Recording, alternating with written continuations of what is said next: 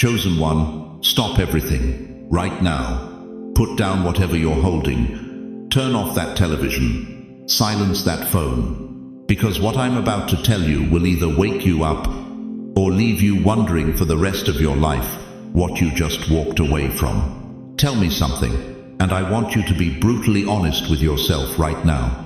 How many nights have you laid in bed, staring at that ceiling, wondering if God has forgotten your address?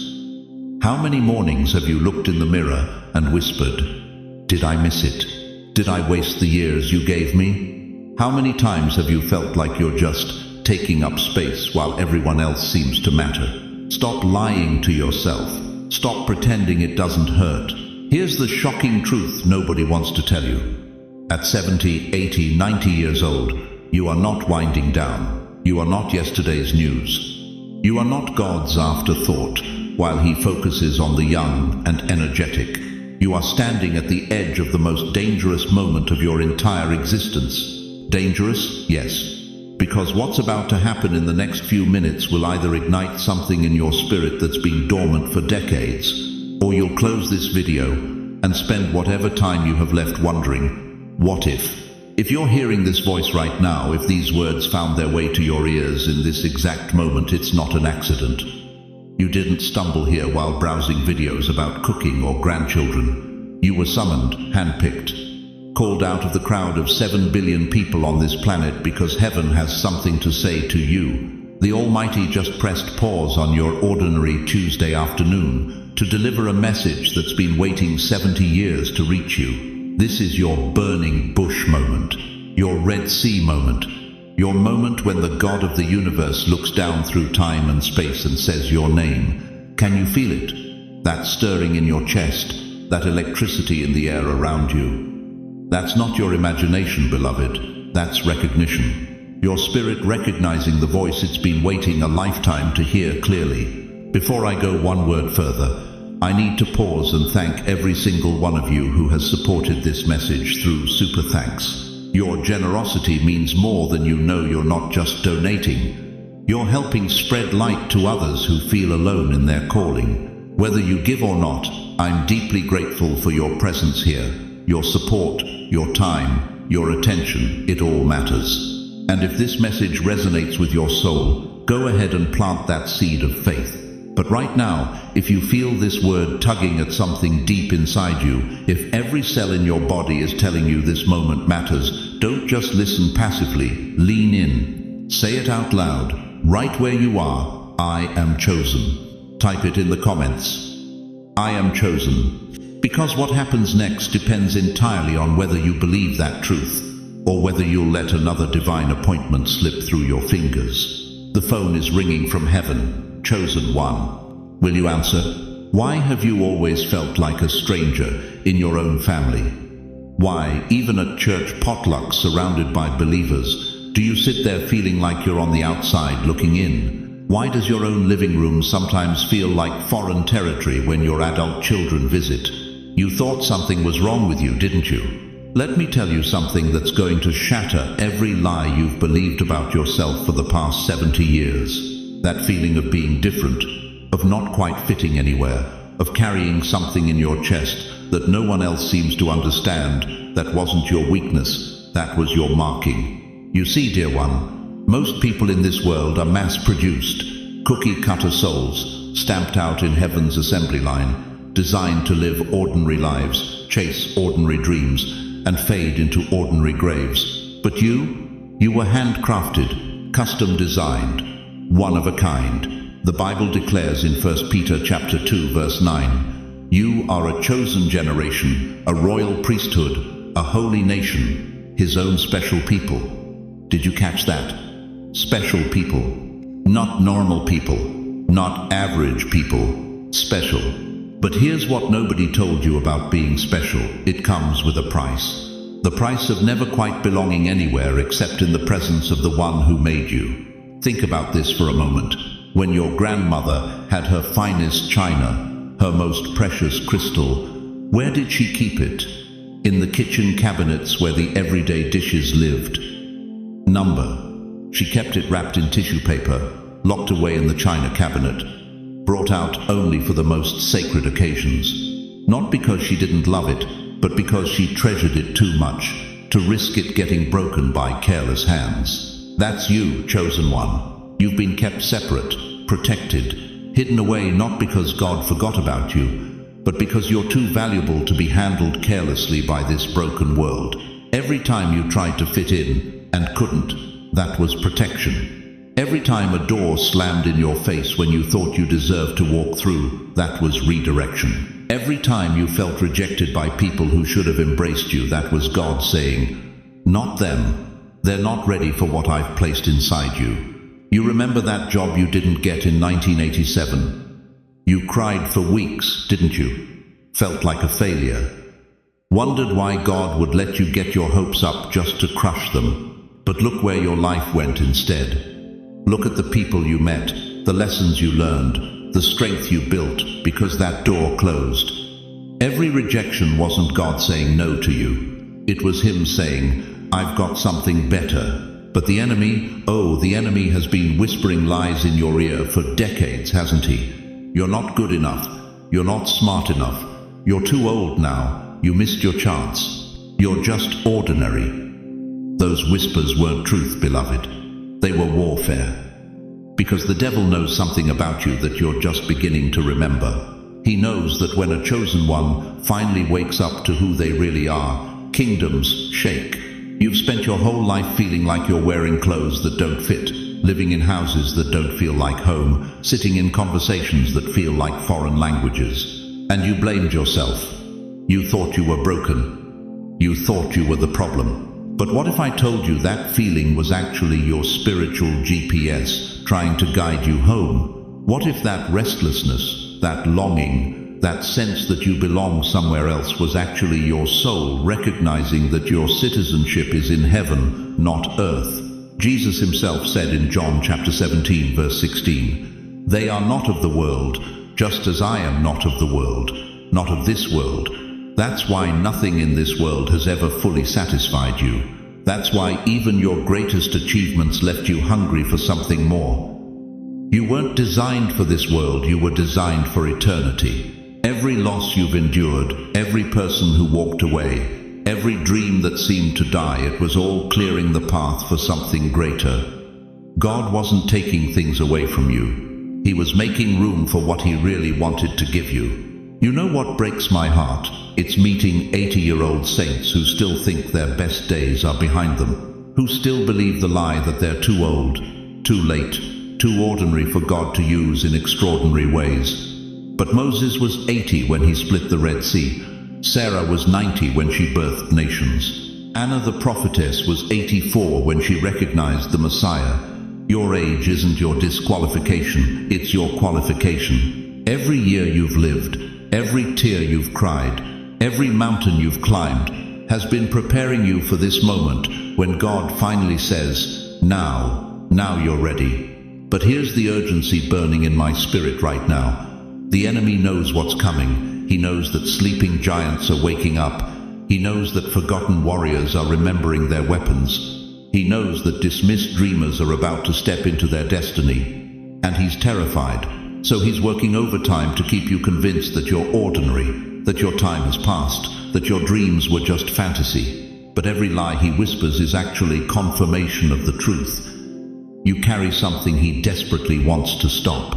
The very fact that you felt different your entire life isn't evidence of your brokenness. It's evidence of your calling. You weren't meant to fit in with the crowd because you were meant to lead them out of darkness. That restlessness in your spirit isn't dissatisfaction, it's divine discontent.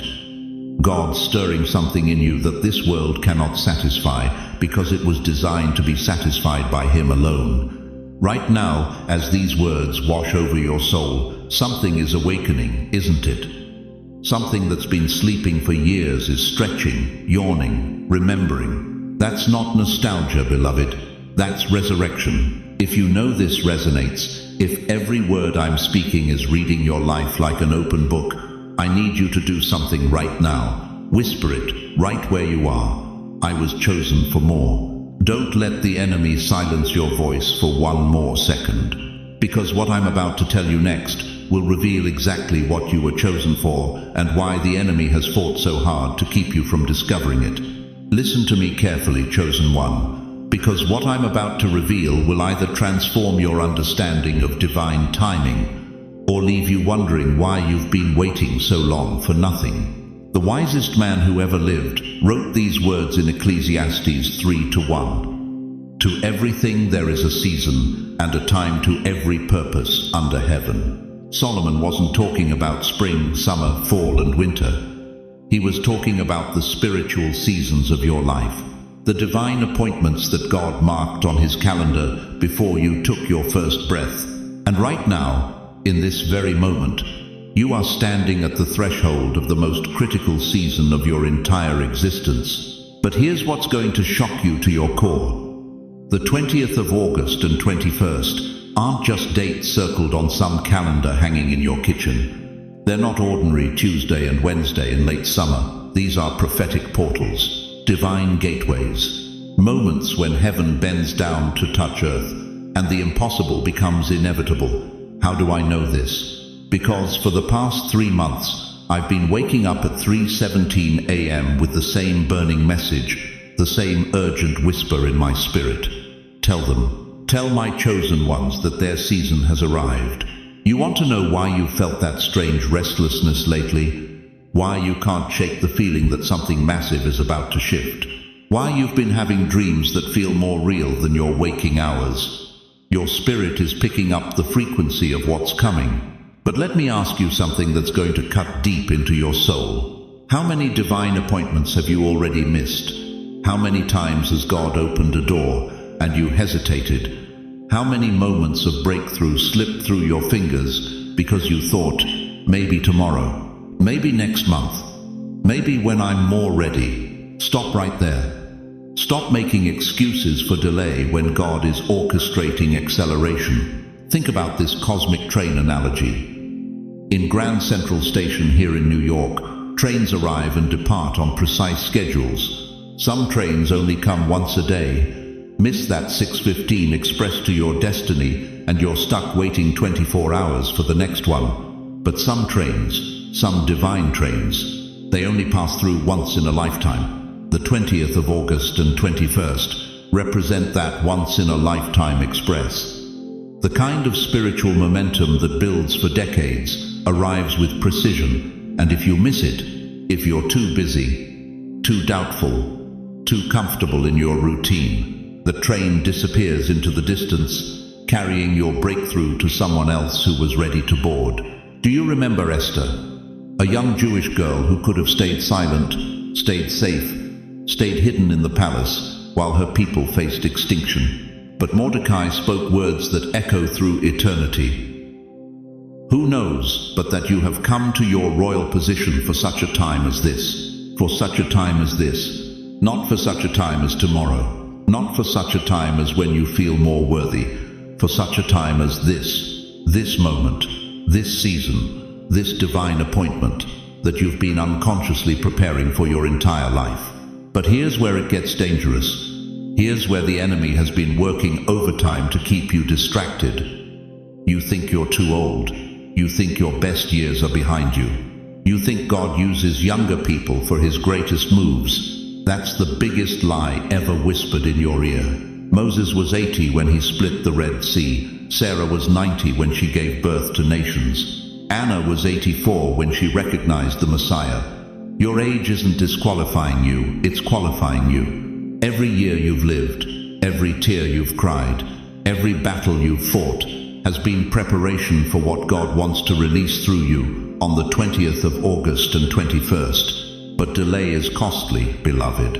Indecision isn't neutral, it's disobedience. Every day you wait, every hour you hesitate, every moment you second-guess what your spirit already knows is truth. You're not just postponing your breakthrough, you're potentially forfeiting it. Listen to what Jesus said in John 9:4. I must work the works of him that sent me while it is day. The night cometh when no man can work. There's an urgency in heaven, a divine timeline that doesn't wait for your comfort level or your perfect circumstances. Right now, as I'm speaking these words, there are forces in the spiritual realm positioning themselves around your life. Angels are taking their assigned posts. Doors that have been sealed for decades are creaking open. Resources that have been frozen are beginning to thaw. Relationships that seemed dead are stirring back to life. But all of this supernatural activity, all of this heavenly orchestration, hinges on one thing: your response to this prophetic moment. Will you be like the 5 wise virgins who had oil in their lamps when the bridegroom came? Or will you be like the 5 foolish virgins who missed the most important moment of their lives because they weren't prepared?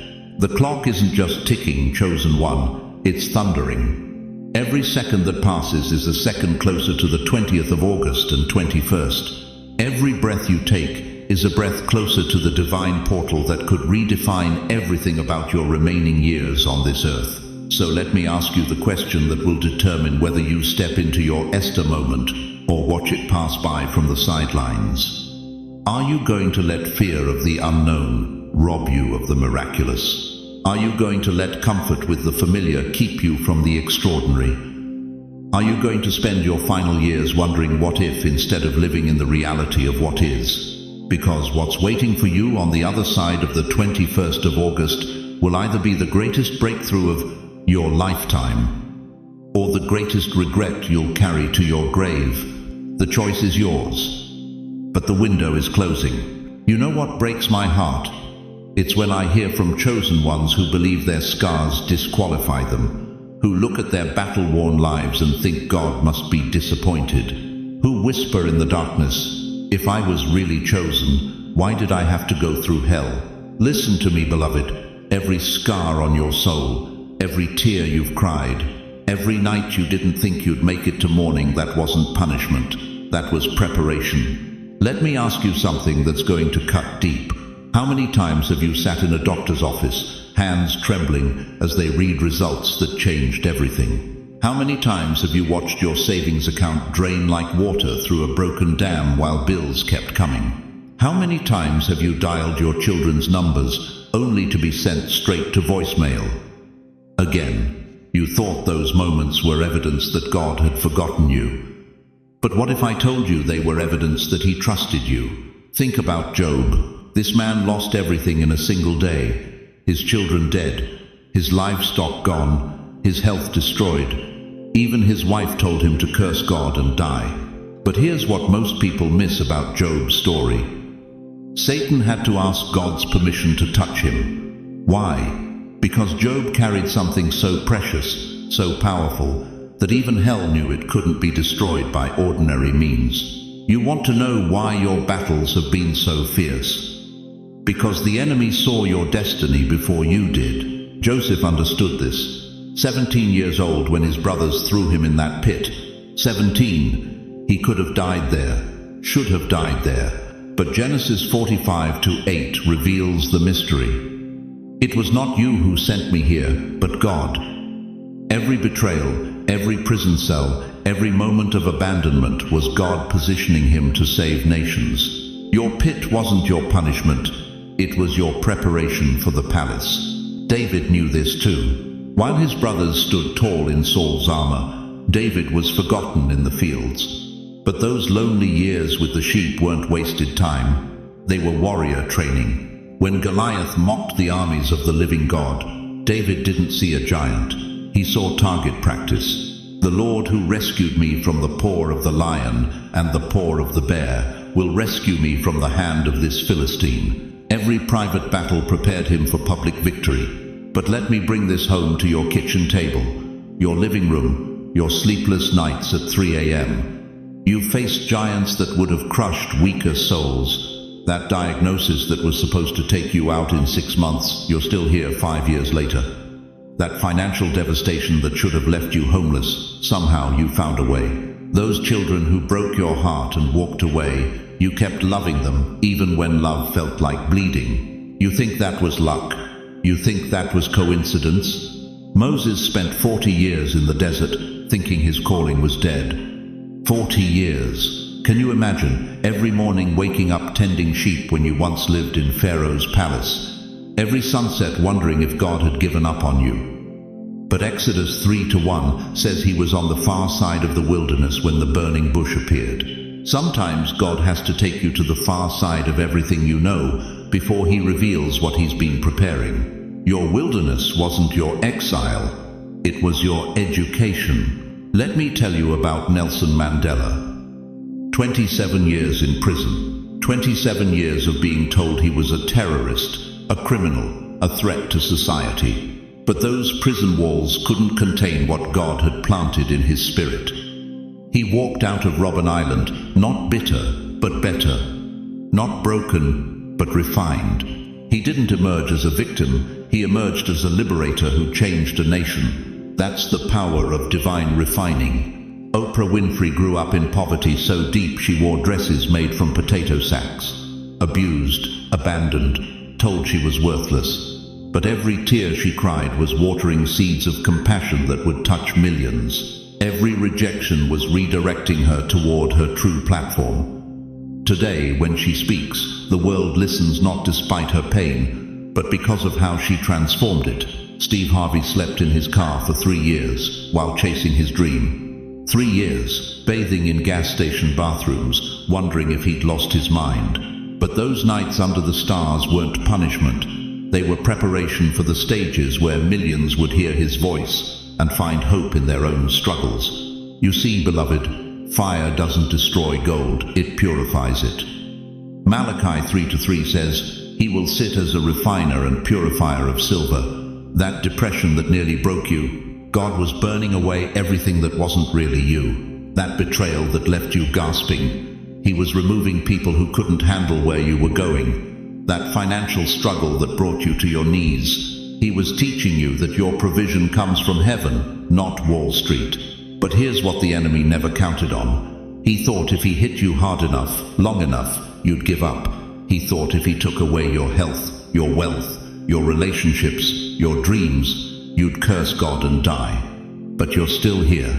You're still breathing. You're still believing. That's not human resilience. That's divine DNA. Every time you should have broken but bent instead, that was God's strength in your weakness. Every time you should have quit but kept going, that was his purpose pulling you forward. Every time you should have died but lived, that was proof that hell's eviction notice got overruled by heaven's lease agreement. You didn't survive all that pain just to fade away in some nursing home, forgotten and irrelevant. You survived because your assignment isn't over. Your greatest chapter isn't behind you, it's in front of you. The battles that almost destroyed you were actually the battles that proved you. Proved you could handle what's coming. Proved you could be trusted with what God is about to release. Proved that when hell throws its worst, heaven's chosen ones don't just survive, they thrive. If you've survived battles that should have destroyed you, if you're still standing when weaker souls fell, if you've made it through nights that felt like death and mornings that felt like resurrection, declare it right now. My survival is proof I'm chosen. Because what I'm about to tell you next will reveal why you had to go through everything you went through to get to where you are right now. The enemy thought he was destroying your future, but God was actually preparing you for it. Now listen carefully, because what I'm about to reveal will either confirm what you've suspected your entire life, or shatter everything you thought you knew about yourself. You see, dear one, God doesn't choose randomly. He doesn't close his eyes and point. When the Almighty marks someone as his own, he leaves signs, invisible tattoos from heaven that you didn't choose, but that chose you before your first breath. Most people walk through life completely unaware they're carrying these marks. But you've always known something was different, haven't you? Something that made you feel like a stranger in your own skin, walking through a world that never quite felt like home. Tonight, I'm going to show you the 3 sacred marks that prove beyond any shadow of doubt that you are not ordinary. You never were. The first mark, divine discernment. Tell me something, and be honest. Have you ever walked into a room and immediately felt the tension, even when everyone was smiling? Have you ever met someone for the first time and known deep in your gut that something wasn't right about them? Have you ever had dreams that came true, or felt your spirit drop when the phone rang because you knew it was bad news? That's not anxiety, beloved. That's not paranoia. That's the first mark of the chosen, supernatural discernment. 1 Corinthians 2:14 tells us, "The person without the Spirit does not accept the things that come from the Spirit of God, but considers them foolishness and cannot understand them because they are discerned spiritually." But you've been receiving downloads from heaven your entire life. Remember when you were young and adults would whisper about things they thought you couldn't understand, but somehow you knew exactly what they meant. Remember feeling the weight of other people's pain like it was your own. Remember knowing when someone was lying before they even finished their sentence. The world called you too sensitive. Your family said you felt too much. But God was installing His radar system into your spirit. He was giving you the ability to see past the mask, to sense the unseen, to know what others could only guess at. This mark has probably caused you pain, hasn't it? Because when you can feel everything, you hurt for everyone. When you can see through facades, you realize how many people are living lies. When you can sense spiritual atmospheres, you know when darkness is at work. But here's what the enemy doesn't want you to understand. Your sensitivity isn't a curse. It's your spiritual superpower. The second mark, magnetic presence. Now let me ask you something that might surprise you. Have strangers ever poured out their deepest secrets to you in grocery store lines? Do children gravitate toward you without explanation? Have you noticed that animals seem drawn to you in ways that don't make sense? There's something about you that shifts atmospheres, isn't there? When you walk into chaos, things calm down. When you're around, people feel safer. When you pray, things change. That's the second mark, magnetic presence. You carry something that creation itself recognizes. Think about Jesus walking through crowds. Matthew 14:36 says, "They begged him to let the sick just touch the edge of his cloak, and all who touched it were healed." It wasn't just his words, it was his presence. And you, chosen one, you carry a fraction of that same anointing. You've probably never realized it, but you've been a walking sanctuary your entire life. People feel the presence of God when they're around you, even if they don't know how to name it. Children see it, animals sense it, hearts recognize it. But here's the weight of this gift. You've also been a target. The enemy has been coming after you harder than most because he knows what you carry. Every attack, every betrayal, every season of isolation, it wasn't random. It was strategic warfare against your anointing. Stop for a moment. Think about your life. Haven't the battles been unusually intense? Haven't you faced things that would have broken ordinary people? That's because you're not ordinary. You're marked. The third mark, creative alignment. Here's the mark that will blow your mind. Your thoughts become reality faster than most people's. Enden. Your prayers don't just reach heaven, they reshape circumstances. When you speak blessing, things flourish. When you declare breakthrough, walls crumble. You've noticed it, haven't you? That what you focus on has a strange way of manifesting. That your words carry unusual weight. That your prayers seem to move mountains in ways that leave you wondering if it was really just coincidence. Proverbs 18:21 declares, "Death and life are in the power of the tongue." But for you, that verse isn't just scripture, it's your daily reality. You've learned to be careful what you say because you've seen the power your words carry. This is why you've felt the weight of responsibility your entire life. Why you've been cautious with your thoughts, careful with your emotions. Somewhere deep down, you've always known that you're connected to something bigger than yourself. Maybe you've prayed for healing and watched it happen.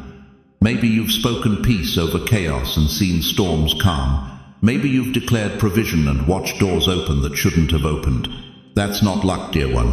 That's the third mark of the chosen. Your spirit is aligned with the creative force of the universe. You're operating on heaven's frequency. Do you see these marks in your life? The discernment that cuts through deception, the presence that shifts atmospheres, the alignment that turns thoughts into reality. Then you know this message is for you. You know you're not listening to this by accident. You know that everything you've been through, every battle you've survived, Every moment you felt different. It was all leading to this understanding. These aren't weaknesses, chosen one. They're sacred weapons. And God is about to show you how to use them like never before.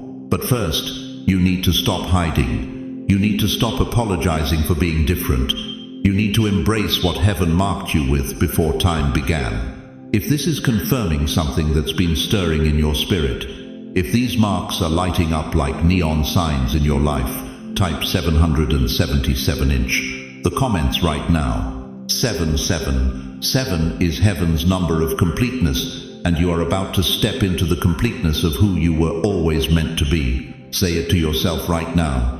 The marks are on me. Because what I'm about to reveal next will show you exactly why you've carried these marks your entire life, and what God is calling you to do with them in the time you have left. Listen to me very carefully, because what I'm about to tell you will either save your destiny or cost you everything you've been praying for. Hebrews 3:15 declares with thunderous authority, "Today, if you hear his voice, do not harden your heart." Today, not tomorrow when you feel more ready, not next week when life settles down, not next month when you've figured everything out. Today. Do you know why God uses that word? Because he knows something about human nature that terrifies him. He knows we are masters of delay, champions of someday, experts at convincing ourselves that divine moments can wait until we're more comfortable, more prepared, more worthy. But here's the shocking truth that will shake you to your core. God's windows don't stay open indefinitely.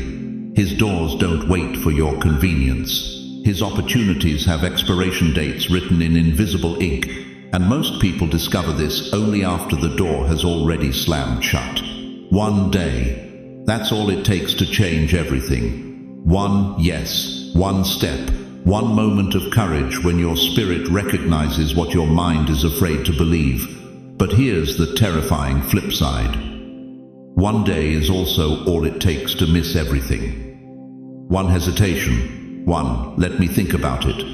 One moment when fear whispers louder than faith. Miss this, and you don't just delay destiny, you may watch it walk past your window while you're still sitting in the chair of what if. Think about Jonah for a moment. God gave him one clear command. Go to Nineveh. Simple, direct, unmistakable. But what did Jonah do? He hesitated. He rationalized. He convinced himself he had time to think it over, time to find another way, time to negotiate with the Almighty. And where did that hesitation land him? In the belly of a whale, in the darkness, gasping for air, finally crying out to the God he tried to outrun. 3 days later, when that great fish vomited him onto dry ground, Jonah discovered a crushing reality. God's plan hadn't changed, but the journey had become infinitely more painful. How many of you are living in your own whale right now? How many of you are in the belly of regret, surrounded by the stench of "I should have listened"? How many nights have you laid awake thinking, "If only I had said yes when God first called"? Now contrast that with Esther, a young woman who heard the words for such a time as this, and knew that hesitation could cost an entire nation. When Mordecai told her that deliverance would come from somewhere else if she remained silent, Esther understood what Jonah missed. Divine opportunities don't wait for perfect timing. They create it. "If I perish, I perish," she declared. Not "let me pray about it for 6 months." Not "I need to see how this plays out." She stepped into her moment with trembling hands and a resolute heart, and she saved a people from extinction. Dear chosen one, you are standing at your Esther moment right now. But unlike her, you don't have the luxury of youth to fall back on. You don't have decades ahead to correct a missed opportunity. Time is not your friend anymore, it's your teacher, and it's holding up a calendar with fewer pages than you want to admit. God is showing you a door that's cracked open, just wide enough for you to squeeze through. But doors don't stay cracked forever. The same divine hand that opened it will close it if you hesitate too long. And when that door slams shut, the sound will echo through your remaining years like a funeral bell tolling for dreams that died of indecision. Picture this with me. You're standing at the edge of the Red Sea, Behind you, the Egyptian army of your past failures, your regrets, your "I'm too old" excuses are thundering toward you. Ahead of you, dark waters that look impossible to cross. To your left and right, mountains of circumstances that seem immovable. Moses stood in this exact spot. 3 million people breathing down his neck, asking the same question you're asking right now. Are you sure this is the right time? Are you sure this is God's voice? What if we're wrong? But Moses did something that separated him from every hesitator in history. He lifted his staff over those waters and stepped forward. Before they parted, he moved toward the miracle before he could see it. He chose faith over feelings, divine timing over human logic. And the sea didn't just move, it stood up like walls of glass, creating a highway where there had been nothing but impossible depth. You are standing at your own Red Sea moment. The waters of change, of calling, of divine appointment are stretched out before you. But here's what most people don't understand. The waters don't part for observers. They part for participators. They move for people who move first. You want to see the miracle before you believe. But God wants you to believe before you see the miracle. You're waiting for perfect conditions, but God is waiting for pure faith. How long are you going to stand at that shoreline? How many more days will you waste asking what if instead of declaring what's next? Every sunrise you see is God giving you another chance to stop being a spectator and start being a participant in your own destiny. The Israelites who hesitated, who complained, who wanted to go back to Egypt, they died in the wilderness. Not because God didn't love them, but because they confused God's patience with unlimited time. They treated his open doors like revolving doors, assuming they could walk through whenever they felt ready. 40 years later, their bones were bleaching in the sand, while their children entered the promised land. The same promise, the same God, the same destination, but different hearts, different timing, different levels of readiness to say yes when yes was required. Don't be their bones in someone else's wilderness. Don't wait.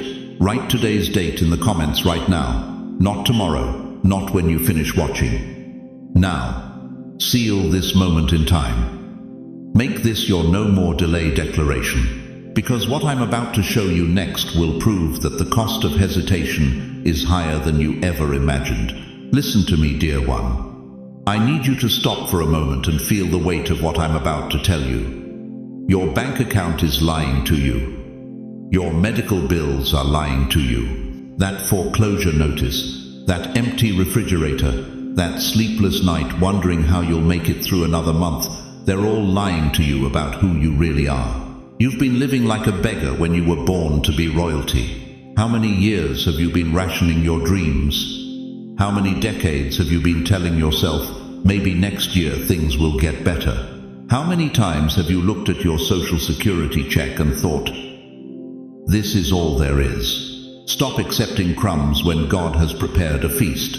I'm talking to the grandmother in Detroit who's been splitting her heart medication in half to make it last longer. I'm talking to the grandfather in Queens who drives 20 miles out of his way to find the cheapest gas.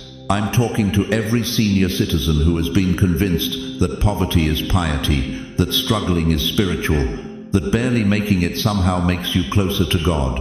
That's not God's heart for you. That's the enemy's lie to keep you small. Listen to what the Almighty declares in Psalm 65:11. You crown the year with your bounty, and your carts overflow with abundance, not survival. Not getting by, overflow. God's mathematics don't add up like yours do. When he multiplies, the result is always more than enough.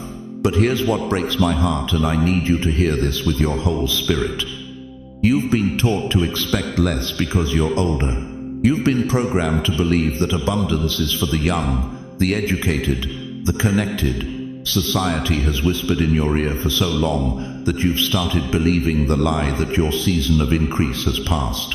That's not just wrong. That's demonic. Moses was 80 years old when God promoted him to lead a nation out of financial bondage. 80. Sarah was 90 when she birthed the promise that would become a financial dynasty lasting thousands of years. Your age isn't your limitation, it's your qualification. Every gray hair is wisdom. Every wrinkle is a victory. Every scar is proof you survived what was meant to destroy you. And now God is saying, because you've proven faithful with little, I'm going to overwhelm you with much.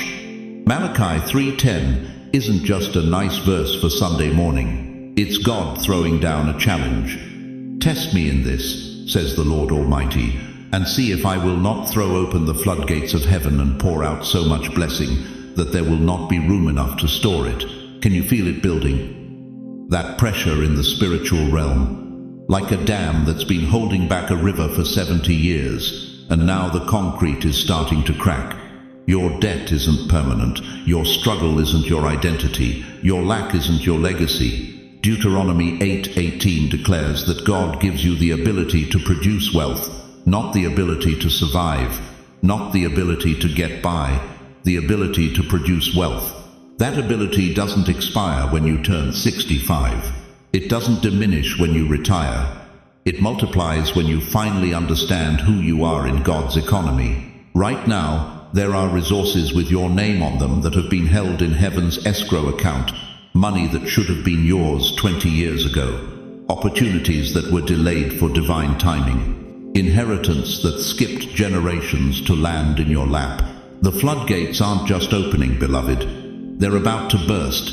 I'm talking about debts erased overnight, medical bills cancelled by anonymous donors, children calling to say, "Mom, Dad, you don't need to worry about money anymore." I'm talking about your family name becoming synonymous with generosity instead of struggle. I'm talking about you walking into banks as a lender, not a borrower. Your health that doctors said was permanent, God says it's temporary. Your family relationships that seemed beyond repair, heaven says reconciliation is coming. Your dreams that you buried with your youth, the Almighty says resurrection morning has arrived. You won't just have enough, you will have more than enough to bless generations you'll never meet. Your grandchildren will tell stories about the year everything changed. The year Grandma and Grandpa stopped struggling and started thriving. The year the floodgates opened and never closed again. But here's the key that unlocks everything. You have to stop thinking like a victim and start thinking like an heir. You have to stop begging and start believing. You have to stop surviving and start receiving. If you're ready, if every fiber of your being is crying out for the abundance God has promised, I need you to do something right now. Don't think about it. Don't analyze it. Just respond from your spirit. Raise your hands where you are and declare with everything in you, the floodgates are open. Say it until your doubt hears it. Say it until your fear flees. Say it until heaven takes notice and hell starts trembling. Because what's about to be released in your life will require a completely different version of you to contain it. Are you ready to become who you've always been destined to be? Listen to me, chosen one. We've walked through the fire together. We've uncovered the lies. We've seen how every rejection in your life was actually redirection from heaven. How every moment you survived what should have killed you was proof, undeniable proof that you carry something hell cannot touch. But now we stand at the precipice, the moment of truth, the place where everything you've heard tonight either becomes the catalyst that transforms the rest of your life, or becomes another message you almost acted on. Do you remember rejection? Every door that slammed in your face. Every time they said you weren't good enough, smart enough, young enough. That wasn't the world rejecting you. That was God redirecting you away from counterfeits toward your authentic calling. Do you remember survival? Every diagnosis you outlived? Every financial collapse you weathered? Every betrayal that should have broken you but didn't? That wasn't luck, that wasn't stubbornness. That was divine protection over someone carrying an assignment too important to lose. Do you remember the marks? Every scar, every tear, every sleepless night wondering if anyone saw you? Those weren't signs of failure.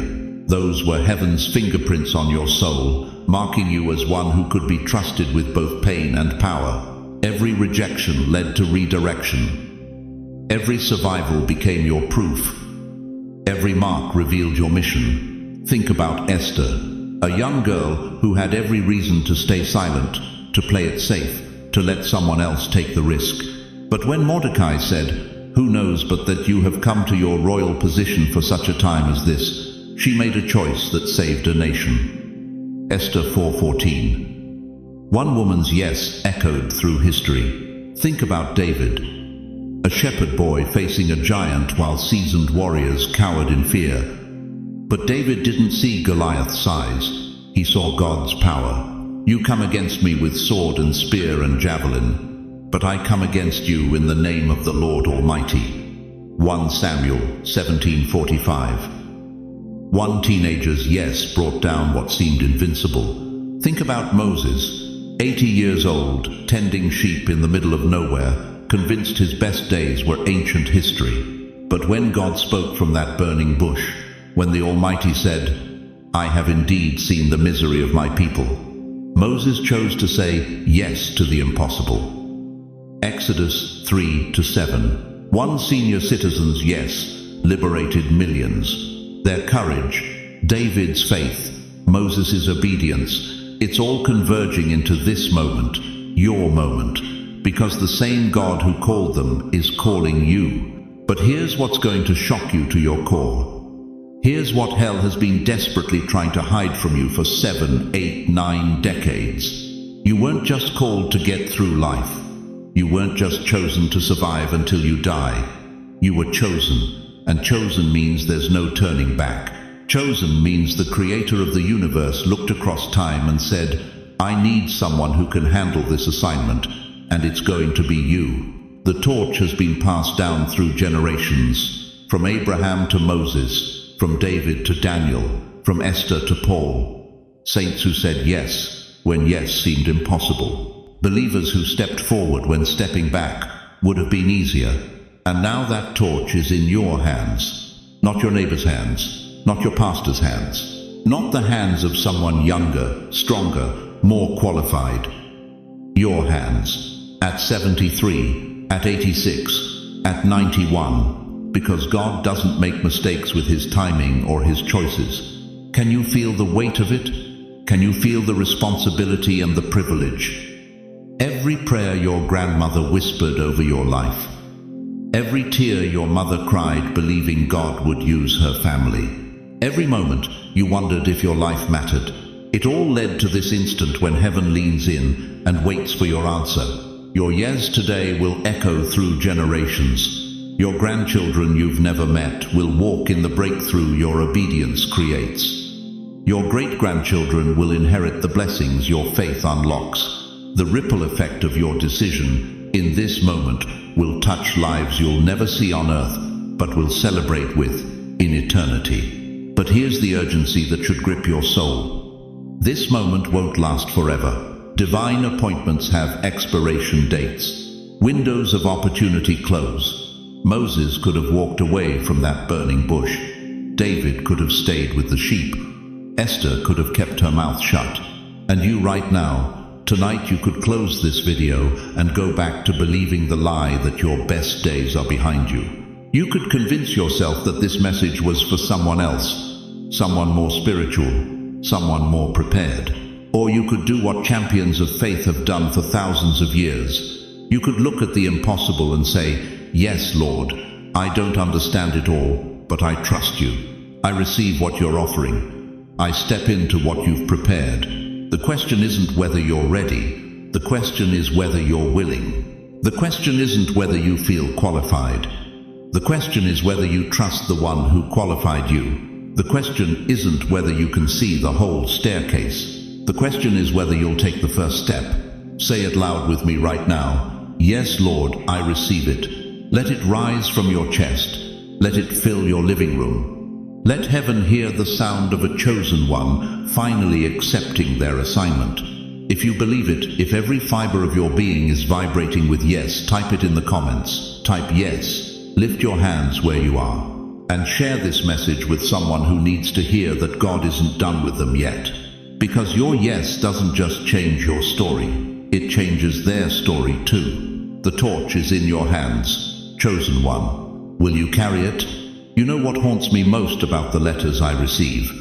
It's not the stories of poverty or sickness or broken families. It's the 8 words that appear in almost every single one. I prayed for years, but God stayed silent. Silent. That word cuts deeper than any physical pain, doesn't it? Because when the creator of the universe, the one who spoke galaxies into existence with a whisper, when he goes quiet on you, it feels like cosmic abandonment. Like you've been left on red by the Almighty himself. Let me ask you something that's going to hurt before it heals.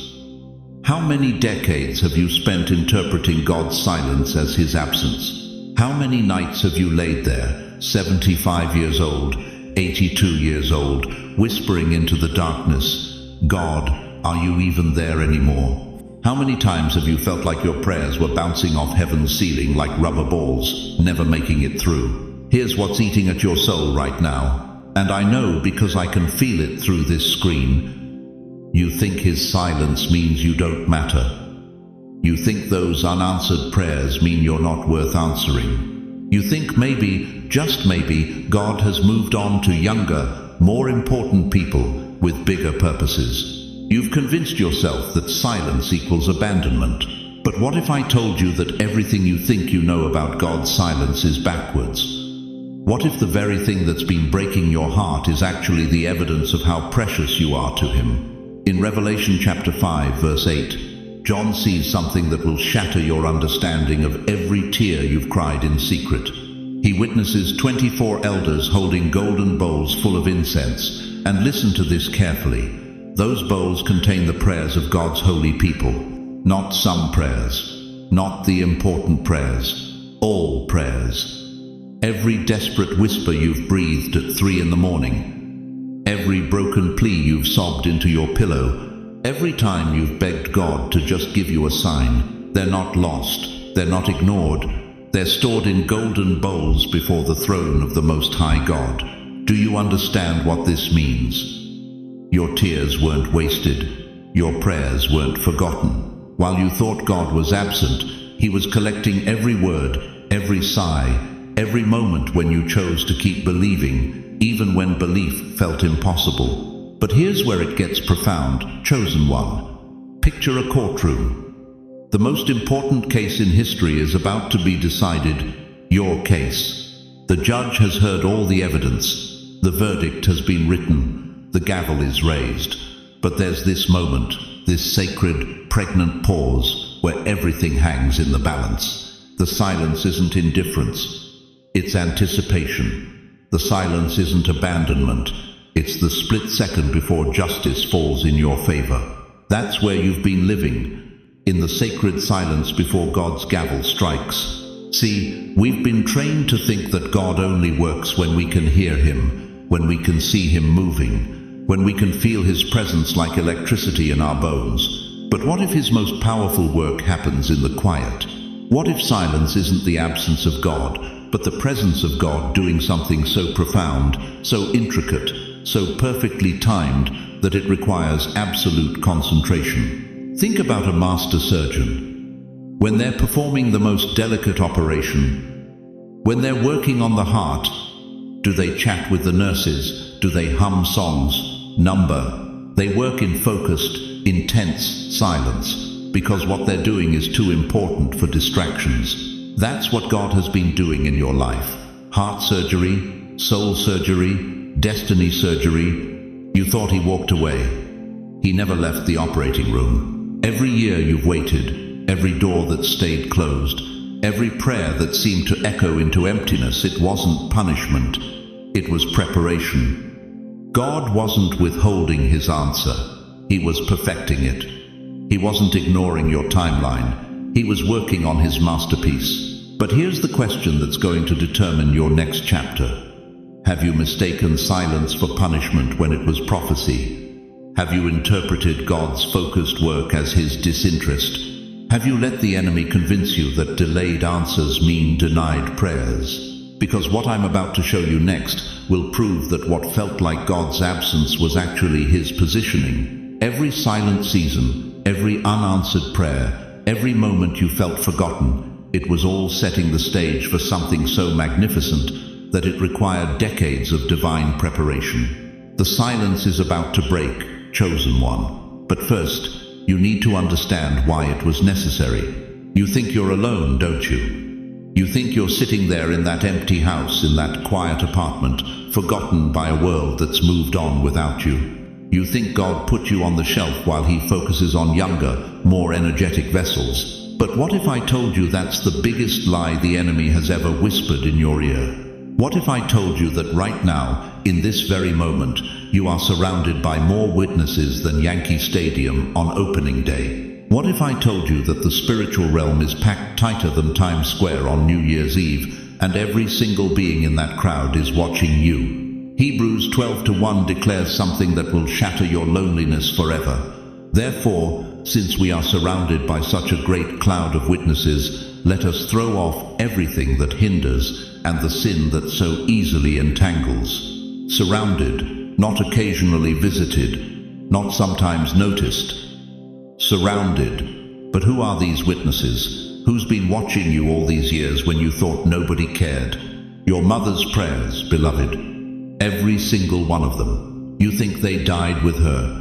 You think when she took her last breath, those desperate midnight pleas for your salvation, your protection, your purpose, you think they just evaporated into nothing, a number. They're still echoing through the corridors of heaven, still reverberating through the throne room of the Almighty, still calling your name before the God who never forgets. Your father's faith, even if he never spoke it out loud, even if he went to his grave carrying doubts, he never shared that flickering flame of belief that got him through the depression, through the war, through burying his own parents. It's still burning, still illuminating your path from the other side of eternity. But it's not just your bloodline watching, chosen one. It's Moses, who spent 40 years thinking he was washed up before God called him to deliver a nation. It's Sarah, who laughed at God's promise at 90, but became the mother of multitudes. It's David, who hid in caves feeling forgotten while carrying the anointing of a king. They're all there. Every hero of faith who ever wondered if their time had passed.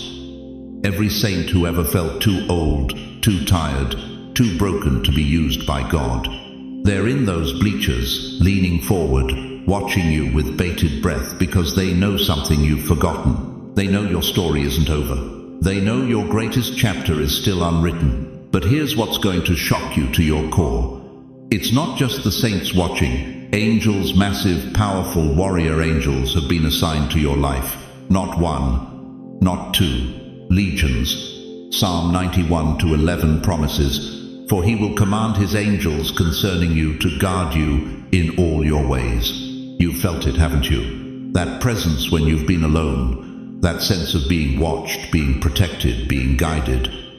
You thought it was your imagination. You thought it was wishful thinking. It was confirmation. You've never walked into a room alone. You've never faced a crisis solo. You've never cried a tear that wasn't collected. Never whispered a prayer that wasn't heard. Never taken a step that wasn't supported by invisible hands. Every time you should have died but didn't, that was angelic intervention. Every time you should have lost your mind but held it together, that was supernatural strength. Every time a door opened that should have stayed closed. Every time provision came from nowhere. Every time hope returned when despair had moved in. That was your cloud of witnesses moving heaven and earth on your behalf. But why? Why all this attention? Why this cosmic support system for someone the world has written off? Because you carry something they're desperate to see manifested. Because you're not just a senior citizen counting down days, you're a chosen vessel carrying a divine assignment that hell has been trying to abort for decades. The enemy hasn't been attacking you all these years because you're weak. He's been fighting you because he sees what's coming. And what's coming is going to rock the foundations of everything he's built in your family, your community, your generation. You think that restlessness you feel is old age. That's your spirit. recognizing that your witnesses are getting restless too. They've been waiting, watching, cheering every small victory, mourning every moment you've believed the lie that you don't matter.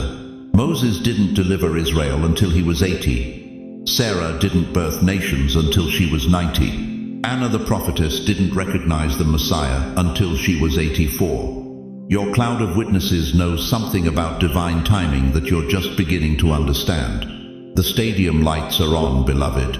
The crowd is on their feet. Heaven is holding its breath. Your mother is gripping the rails of eternity, whispering, "This is it. This is the moment I prayed for." Your father is standing with tears streaming down his glorified face, saying, "I knew it. I knew God wasn't done with our family." The question that's echoing through that great cloud of witnesses right now is simple. Will you finally step into what they've been cheering you toward your entire life? If you feel this truth burning in your chest right now, if you can sense that cosmic stadium packed with supporters you can't see, don't just sit there. Type in the comments, "I am not alone. Heaven is watching over me." Because what happens next requires you to remember that you've never been fighting this battle solo. You've been surrounded all along. And now it's time to discover what all those witnesses have been waiting to see you become. Now listen to me very carefully, because what I'm about to reveal will shatter every lie you've believed about your life. You think those struggles were random. You think that pain was punishment. You think those betrayals were just bad luck. You're wrong. Let me ask you something that's going to cut straight to your soul. Why do you think your childhood was so brutal? Why did abuse find your doorstep when other kids played safely in their yards? Why did addiction ravage your family tree like wildfire while other bloodlines stayed clean? Why did poverty stalk your household like a predator when prosperity seemed to bless everyone else? Here's the truth that will rock your world. The enemy saw your blueprint before you were even born. He studied your spiritual DNA, examined your destiny, and when he realized what God had planned for you, he launched a preemptive strike designed to destroy you before you could discover who you really are. Think about this for a moment. When an architect designs a palace, what's the first thing they do? They create the blueprint. Every room, every window, every foundation stone is planned before the first shovel hits the ground. Now imagine a thief breaks into that architect's office and steals those plans. What's he going to do with them? He's going to study every detail, find every weakness, and then sabotage the construction before the palace can be built. That's exactly what happened to you, chosen one. Hell broke into heaven's vault and saw your spiritual blueprint. They saw the palace God was planning to build with your life. They saw the ministry that would set captives free. They saw the generational wealth that would break poverty cycles. They saw the healing that would flow through your hands. They saw the wisdom that would guide nations. And they were terrified. So what did they do? They attacked the foundation. They sent trauma to crack your emotional bedrock. They dispatched dysfunction to poison your family well. They unleashed fear to make you doubt every dream that tried to take root in your heart. That depression that hit you at 15, that wasn't chemistry, that was warfare. That addiction that claimed your father, that wasn't genetics, that was a targeted missile aimed at your bloodline. That divorce that shattered your world, that wasn't incompatibility. That was a spiritual ambush designed to make you believe love was impossible. The enemy wasn't afraid of your past, dear one. He was terrified of your future. Every single attack you've endured has been a backhanded prophecy of your coming greatness. The harder hell fought against you, the more valuable your destiny must be. You don't send armies to destroy empty lots. You send armies to destroy treasures. Look at Moses. What happened the moment he was born? Pharaoh ordered every Hebrew baby boy to be killed. Why? Because the enemy knew a deliverer was coming. The same demonic intelligence that whispered in Pharaoh's ear has been whispering strategies against your life for decades. Look at Jesus. What happened when he was born? Herod slaughtered every baby in Bethlehem under 2 years old. The enemy saw the Messiah's blueprint, and tried to destroy him before he could save the world. You think it's coincidence that your life has been under such intense attack. You think it's random that every time you tried to rise, something knocked you down. You think it's just bad luck that your family tree looks like a war zone. Wake up, chosen one. You've been in a spiritual war since the day you drew breath, and the intensity of that war proves the magnitude of your calling. But here's what breaks my heart. Here's what makes me weep for God's people. You've been walking around thinking those scars make you damaged goods. You've been believing that your broken places disqualify you from greatness. You've been living like a victim when you're actually a victor who just doesn't know it yet. Listen to me. Every wound the enemy inflicted was supposed to be a kill shot. Every trauma was designed to end your story. Every betrayal was calculated to make you give up on love, on faith, on hope itself. But you're still here. You're still breathing. You're still believing. That's not survival, beloved. That's supernatural resilience. That's the evidence that something indestructible lives inside you. That's proof that your blueprint came from the throne room of the Most High God, and no weapon formed in hell can tear it up. Joseph's brothers threw him in a pit, but they couldn't kill his dreams. Daniel's enemies threw him to the lions, but they couldn't devour his faith. Shadrach, Meshach, and Abednego were thrown into a furnace 7 times hotter than normal, but they walked out without even the smell of smoke on their clothes. What was meant to destroy them only promoted them. What was designed to end their stories only elevated their testimonies. The same is true for you. Every attack that should have killed your spirit only refined it. Every betrayal that should have hardened your heart only deepened your compassion. Every loss that should have broken your faith only strengthened your dependence on God. You want to know why you've felt different your whole life? Why you've never quite fit in anywhere? Why you've carried burdens that seem too heavy for your shoulders? Because you weren't built for ordinary, chosen one. You were architected for extraordinary. And extraordinary blueprints require extraordinary foundations. The question that will determine your entire future is this: will you keep believing the enemy's lies about your past, or will you start believing God's truth about your destiny? Because what's coming next will prove that every tear was an investment, every trial was training, and every attack was actually preparing you for the greatest comeback in your family's history. Listen to me carefully, chosen one. There's a clock ticking in the heavens right now, and you can't see it, but you can feel it. Every second that passes is bringing you closer to a moment that will either define your destiny or seal your delay. You've been walking in circles for too long, the same prayers, the same struggles, the same mountains that refuse to move. But what if I told you that your breakthrough isn't stuck in God's timing, it's stuck in your obedience? Turn with me to Joshua chapter 6. The children of Israel stood before the walls of Jericho, massive, impenetrable walls that had never fallen to any army. These walls weren't just stone and mortar. They were symbols of every impossible situation you've ever faced. Your financial struggles, your health battles, your broken relationships, your dreams that seem dead and buried. God gave Joshua the most ridiculous battle plan in military history. March around the city for 7 days. 7 days of walking the same path. 7 days of looking at the same impossible walls. 7 days of wondering if anything was actually changing. Can you imagine what those Israelites were thinking on day 3, day 5? We look like fools. Nothing's happening. These walls aren't even cracking. But here's what they couldn't see. Every step was creating supernatural pressure. Every lap around that city was building divine momentum. And on the 7th day, when they shouted in obedience, those walls didn't just fall. They collapsed so completely that the rubble formed a ramp straight into victory. You want to know why you're still stuck? Because you keep starting the march and then stopping on day 2. You pray for 3 days and give up. You believe for a week and then switch back to doubt. You've been living your life on day 6, always 1 day short of your 7th day breakthrough. But God is saying to you right now, you've circled this mountain long enough. How many more years are you going to accept that financial struggle as normal? How many more decades are you going to watch that family dysfunction repeat itself? How many more seasons are you going to let that addiction, that depression, that loneliness define your existence?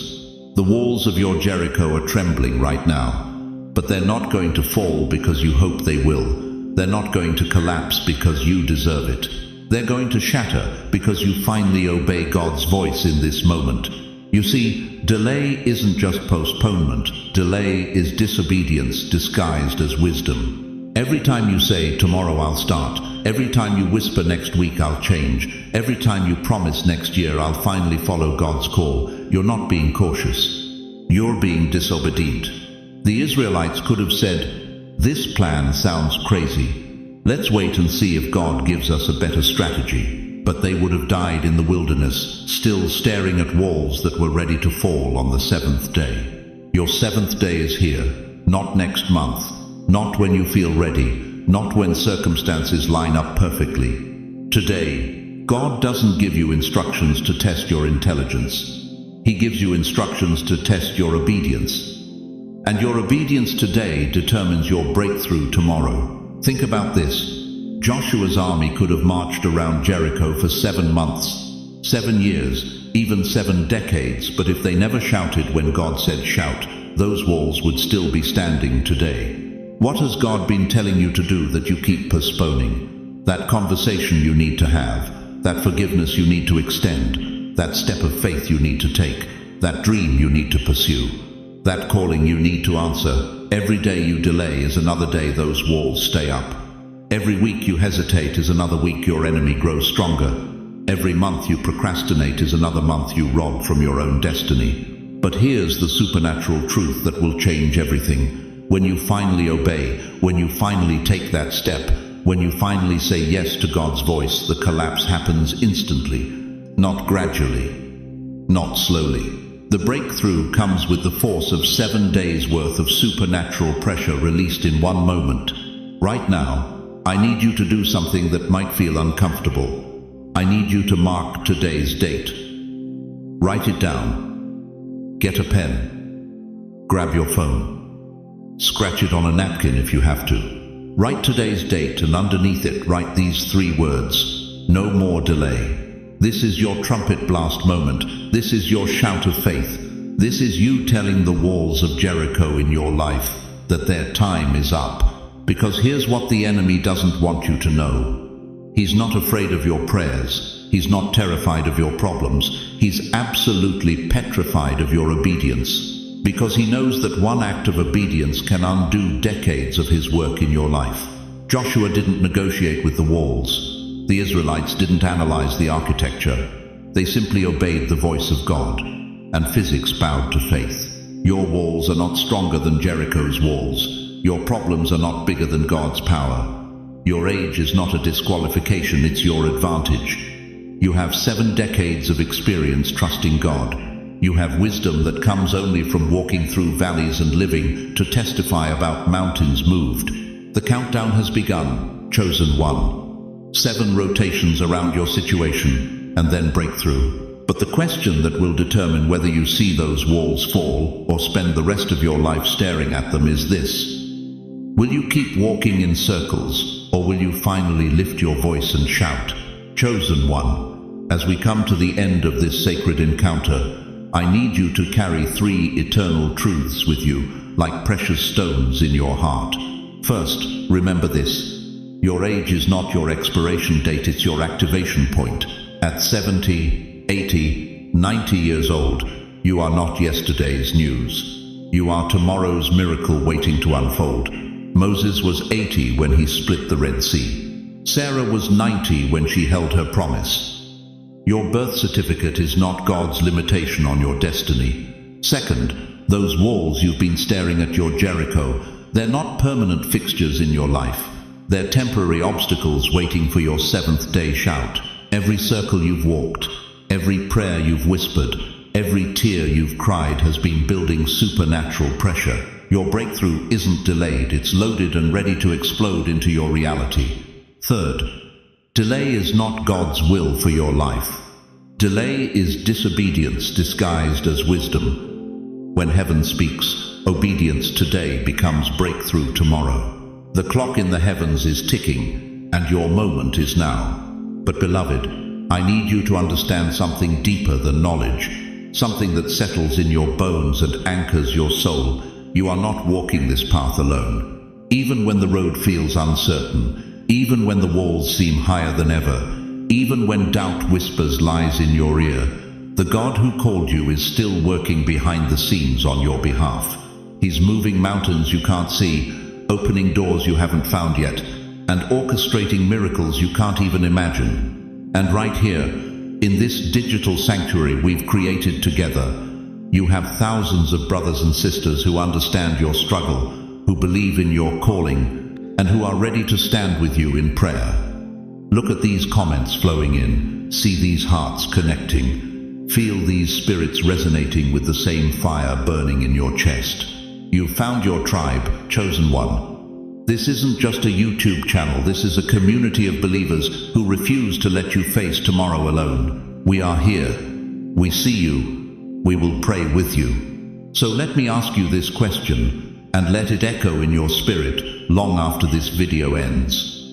If God has brought you this far through every valley, every storm, every season that tried to break you, why would He abandon you now at the threshold of your greatest victory? He wouldn't. He won't. He never will. Before I release you into your destiny, I want to place my hand on your shoulder through these words and pray over your life with the authority of someone who has seen God move mountains in impossible situations. Almighty God, creator of heaven and earth, the Ancient of Days, I come before you now carrying every person who has watched this message from beginning to end. Father, you see their hearts. You know their struggles. You've counted every tear they've shed in secret, every night they've cried out wondering if you remember their name. Lord, I pray right now that you would breathe fresh wind into their weary souls. Where they feel forgotten, remind them of their worth. Where they feel broken, pour in your healing oil. Where they feel stuck, break every chain that holds them back. These precious saints have circled their mountains long enough. Now let the walls of Jericho fall with thunderous power. Father, open doors that no man can shut. Provide resources they haven't even thought to ask for. Send divine connections that will accelerate their purpose. Give them dreams and visions that will illuminate their next steps. Heal their bodies, restore their relationships, bless their finances, and ignite their calling with holy fire. Protect them, Lord, as they step into obedience. Cover them with your wings. Send angels to guard their path and prepare their way. Let them feel your presence so strongly that fear has no place to land in their hearts. And God, use their breakthrough as a testimony. Let their victory inspire others. Let their obedience create a ripple effect that touches generations. When they shout on their seventh day, let the sound echo through heaven and shake the foundations of hell. In Jesus' mighty name, the name above every name, the name that makes demons tremble and mountains move, I seal this prayer with faith, hope, and unshakable love. Amen. Now, chosen one, I need to hear from you. In the comments below, tell me what God spoke to your heart today. What walls are you ready to see fall? What obedience is He calling you to? Don't hold back. Your testimony might be exactly what someone else needs to hear to find their courage. If this message stirred something deep in your spirit, don't keep it to yourself. Share this video with someone who needs to know they're not too old, not too late, and not forgotten. There's a grandmother in Tennessee, a grandfather in Ohio, a senior citizen in your own neighborhood who needs to hear that their seventh day has come. And please, if you haven't already, subscribe to this channel and ring that notification bell. Hit that like button to tell YouTube this message matters. Because this isn't just content, this is a movement of awakening. Every week, we're gathering here to remind chosen ones like you that your story isn't over, your calling isn't expired, and your breakthrough is closer than you think. Thank you for staying with me through this entire journey. Thank you for opening your heart, for letting these words penetrate the sacred chambers of your soul. Thank you for being brave enough to believe that maybe, just maybe, your greatest days aren't behind you, but ahead of you. The countdown has begun, dear friend. Your 7th day is here. The walls are trembling. The breakthrough is loaded. Now go make that trumpet blast. Go step into your Jericho moment. Go claim what heaven has already prepared for you. Until we meet again, walk as who you are. Chosen, called, and commissioned for such a time as this. The phone is still ringing from heaven, beloved. And you beautiful, weathered, wisdom-filled warrior, you are the answer. Amen.